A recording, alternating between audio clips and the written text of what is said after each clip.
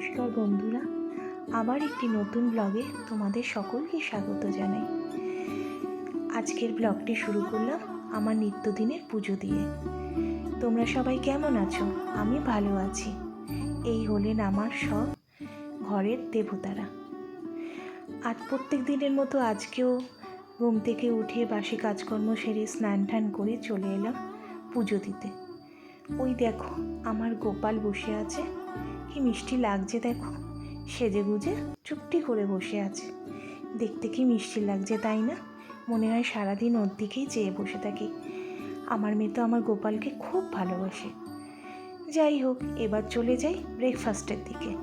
আজকে ব্রেকফাস্টে রেখেছি পাস্তা ডিমের অমলেট। আমার সোনামা খেতে খুব ভালোবাসে। তারপরেই চলে যাই দুপুরের মেনুতে।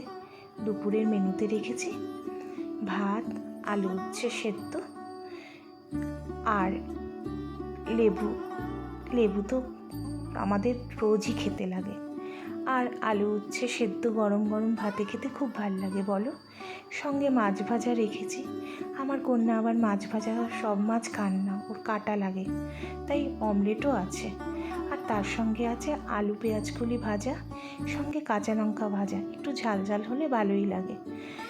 আর রয়েছে টমেটোর ডাল। শীতকালে টমেটোর ডাল কেনাই ভালোবাসে বলো। আমার ডালটা একটু ঘনই করেছি, কারণ আমাদের বাড়িতে সবাই ঘন ডালই ভালোবাসে। আমি একটু পাতলা ভালোবাসি, কিন্তু কিছু করার নেই, সবাই যেটা খায় সেটাই তো করা উচিত, তাই না? ও আরেকটা কথা, আমার যদি কোনো ভুল ত্রুটি হয় তোমরা মার্জনা করে দিও। এই হলো আমার দুপুরের মেনু। ও তোমরা তো জানোই কালকে আমি লোটে ঝুড়ো আর চাল কুমড়ো ঘন্ট করেছিলাম, সেটাও একটু বেঁচে গেছে, ওটাও মেনুতে রেখেছি। নষ্ট করবো কেন বলো? যাই হোক, এই হলো আমার দুপুরের মেনু। এবার চলে গেলাম পকোড়া ভাজতে। এটা অবশ্য দুপুরেই করে রেখেছি, দুপুরে খাবার আগেই করে রেখেছি। পকোড়া, চিকেন পকোড়া ভেজেছি, কারণ চিলি চিকেন করবো বলে। আমার মেয়ের বায়না মাংস খাবো, চিলি চিকেন খাবো, কারণ ও আবার মাংস খেতে খুব ভালোবাসে। ও মাছ, সব রকম মাছ তো খেতে চায় না, যে মাছটার থেকেও মাংসটাকে বেশি প্রেফার করে। এবার চিলি চিকেন করেছি আর ঘরেই রুটি করে নিয়েছি, কারণ আমার আবার রুটি দিয়ে চিলি চিকেন খেতে খুব ভালো লাগে। আর ও আবার রুটি খাবে না, আমার মেয়ে। ও আবার বায়না করেছে ফ্রাইড রাইস খাবে। এবার আমার বর বললো যে তাহলে ফ্রাইড রাইসটা ঘরেই বানিয়ে নাও। ও বললো না বাবা, আমি ঘরেরটা খাবো না, আমার বাইরের দোকান থেকে কিনে আনো। এবার আমরা যে দোকান থেকে আনি, লোকনাথ, ভীষণ ভালো কোয়ান্টিটি আর ভীষণ ভালো ওদের রান্নার টেস্ট, তো ওখান থেকেই আমার বর নিয়ে এসছে।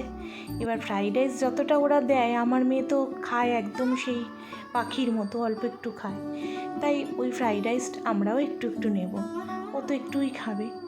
এই হলো, আমার মেয়ে ফ্রাইড রাইস আর চিলি চিকেন খাবে, আর আমরা রুটি আর ফ্রাইড রাইস খাবো, চিলি চিকেন খাবো। কারণ ইস, পড়ে গেল দেখো, ইস। যাই হোক, আমি নিয়ে নেবো, নষ্ট করব না। কত কষ্ট করে সবাই ইনকাম করে বলো। আমি ওই জন্য আমি নষ্ট করা একদম পছন্দ করি না।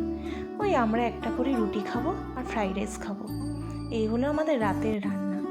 ভালো লাগলে লাইক, কমেন্ট, শেয়ার করে দিও, আর সাবস্ক্রাইব করতে ভুলো না।